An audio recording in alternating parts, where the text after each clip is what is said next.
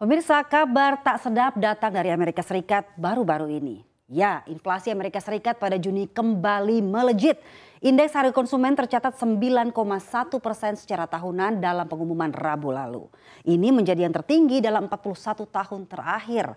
Angka 9,1% jauh di atas perkiraan sejumlah ekonom yang dikumpulkan media dan lembaga seperti Dow Jones 8,8%. Menteri Keuangan Amerika Serikat Janet Yellen mengatakan biaya energi yang tinggi berkontribusi besar terhadap lonjakan inflasi Amerika Serikat minggu ini.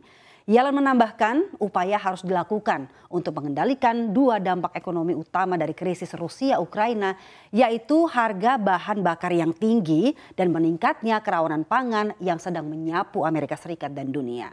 Lalu mengapa Amerika Serikat begitu ngotot membatasi harga minyak Rusia? Apakah ini cara yang tepat untuk melawan inflasi? Lalu apa tujuan lainnya? Selengkapnya kita bahas dalam Biden pangkas untung minyak Rusia. Ya, Yellen mengatakan batas harga minyak Rusia adalah salah satu alat kami yang paling ampuh untuk mengatasi rasa sakit yang dirasakan warga Amerika dan keluarga di seluruh dunia saat berada di pompa bensin dan sejumlah toko kelontong saat ini. Pembatasan harga minyak Rusia akan menghilangkan pendapatan Putin untuk mesin perangnya. Ya, kita ke slide berikutnya di sini pemirsa. Itu tadi adalah salah satu solusi. Kita kembali. Itu adalah salah satu solusi yang ditawarkan seorang Janet Yellen dalam pertemuan para Menteri Keuangan dan Gubernur Bank Sentral kelompok G20 di Bali.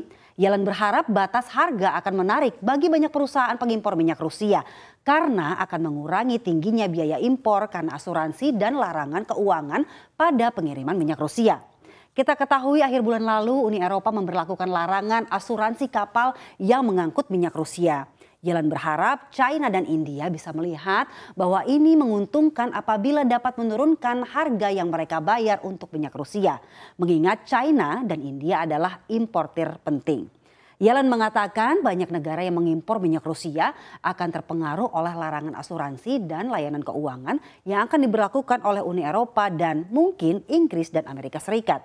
Yellen menegaskan bahwa tanpa batas harga kita akan mungkin melihat harga global yang jauh lebih tinggi dan ini pada akhirnya akan semakin mendorong angka inflasi yang saat ini sudah sangat tinggi di beberapa negara. Ya khususnya di Amerika Serikat kita tahu kan bulan Juni kemarin angka inflasi Amerika menyentuh 9,1% tertinggi sejak 1981. Nah, mekanisme penetapan harga minyak Rusia ini nantinya bisa saja melibatkan Amerika Serikat dan negara-negara lain dengan pembentukan semacam kartel untuk membeli minyak Rusia dengan harga yang cukup rendah. Dan hal ini dapat membuat Rusia kesulitan mendanai perangnya di Ukraina. Kita bahas di slide berikutnya. Amerika Serikat, pemirsa dan sekutunya yang tergabung dalam G7 sepakat untuk menjatuhkan harga minyak dan gas Rusia. Caranya bagaimana? Yang pertama, memberikan batas harga atas penjualan minyak dan gas. Langkah ini juga menjadi upaya agar Rusia tidak lagi menginvasi Ukraina. Ini tujuannya. Selama ini kan kita tahu keuangan Rusia banyak ditopang oleh minyak dan gas dan negeri beruang merah ini menjadi pemasok komoditas energi di Eropa. Jadi Eropa dan Amerika Serikat berencana untuk menghentikan penggunaan minyak Rusia pada akhir tahun ini. Namun langkah ini menurut ekonom dapat mengakibatkan pasokan minyak di seluruh dunia turun dan mendorong harga minyak melambung ke $200 per barrel. Nah, resiko kenaikan harga itu membuat Amerika Serikat dan sekutunya berupaya membuat batas harga, membangun kartel pembeli untuk mengendalikan harga minyak Rusia. Wah. Dalam hal ini para pemimpin negara G7 secara tentatif setuju untuk membatasi harga minyak Rusia yang artinya negara-negara peserta akan setuju untuk membeli minyak Rusia dengan harga yang lebih rendah yakni di kisaran $40 dan $60 per barrel. Menteri Keuangan Amerika Serikat Janet Yellen tengah melobi sejumlah negara untuk sepakat membeli minyak dan gas Rusia di bawah harga. Nah, tapi sebenarnya seberapa penting sih komoditas minyak atau energi ini bagi Rusia? Kita bahas di slide berikutnya.